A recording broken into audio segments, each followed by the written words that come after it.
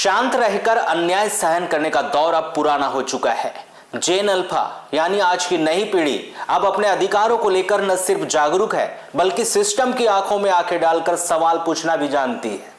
बालाघाट में मंगलवार को कुछ ऐसी तस्वीर देखने को मिली जब वीरांगना रानी दुर्गावती आदिवासी कन्या छात्रावास की छात्राएं केवल मौखिक शिकायत लेकर नहीं बल्कि सबूत के तौर पर बोतल में गंदा पानी भरकर सीधे जन सुनवाई में कलेक्टर के सामने पहुंच गई।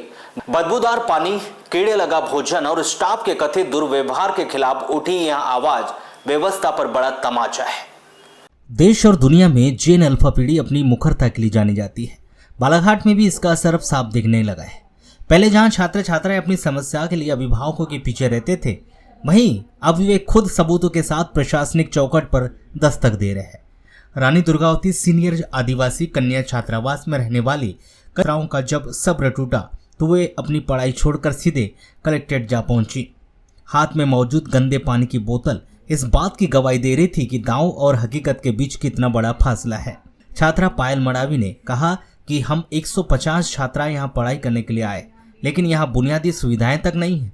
जिस बोरवेल से पानी आता है उसके आसपास गंदगी जमा है, पानी बदबूदार और मटमैला है, खाने में इल्लियाँ निकलती है और महिला कर्मचारी हमें जाति सूचक शब्दों से अपमानित करती है। हम डर कर चुप नहीं बैठेंगे, इसलिए सीधे यहाँ आए। छात्राओं ने भोजन की गुणवत्ता को लेकर भी गंभीर सवाल उठाए।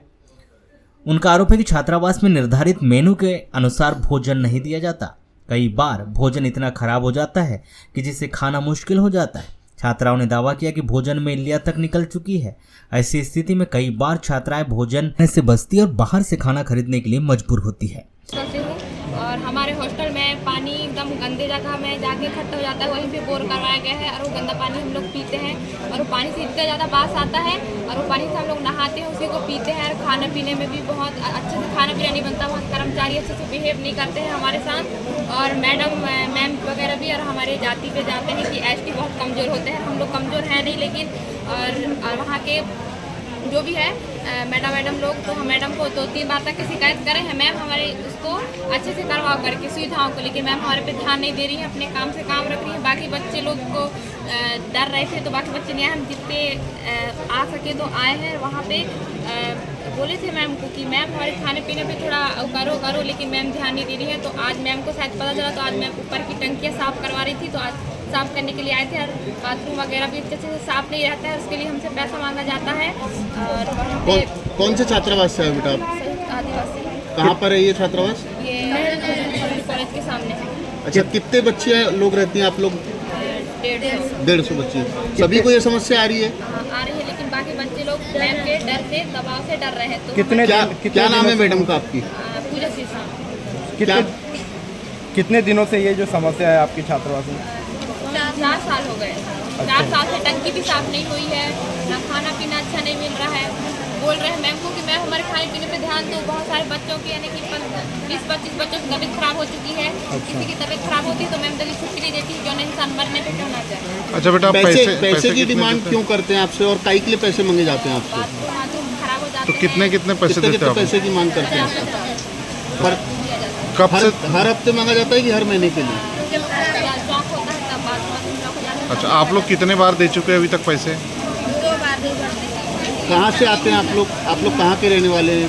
मैं रहने वाली हूँ मरघोला से। वही छात्रा भागीरथी टेकाम और उनके साथियों ने साफ किया कि छात्रावास में बीमारी के समय कोई चिकित्सीय सहायता यहाँ नहीं मिलती, उल्टे सफाई के नाम पर अवैध वसूली की जाती है।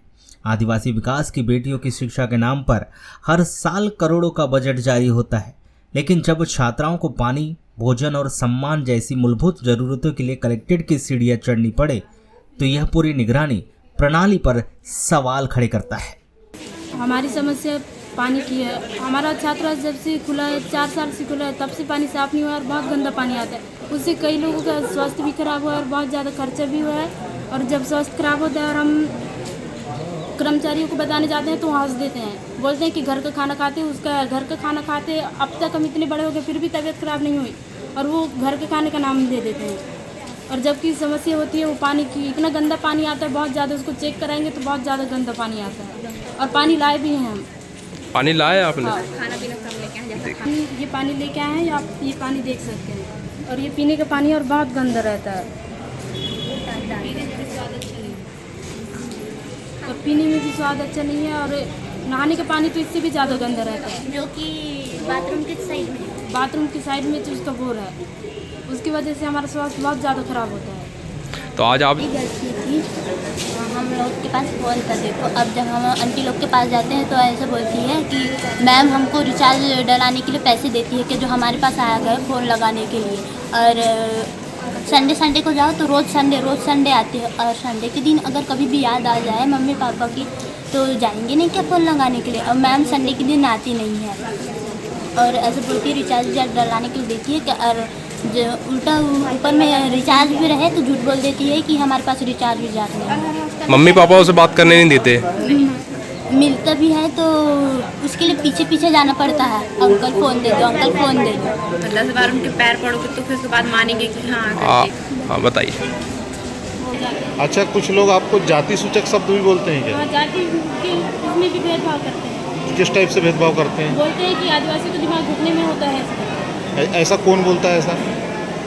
वैसा ओबीसी विभाग है। नहीं तो कौन सी कोई मैडम है, कौन सर है? मैम ने, और मैम बोले कि एसटी बच्चे कमज़ोर होते हैं, और खुद मैम ऐसी है फिर भी। क्या नाम है मैडम का जो ऐसा बोलती है? जैसे सामने पूजा सिरसा।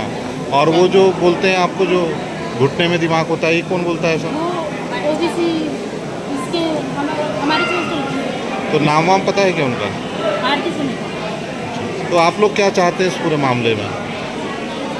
हमें मैम चेंज करना है, और वहाँ के कर्मचारी भी अच्छे से पेश नहीं आते, एकदम बहुत गंदे तरीके से पेश आते हैं, और जब कोई पेरेंट्स मिलने आते हैं तो उनसे भी अच्छे से पेश नहीं आते।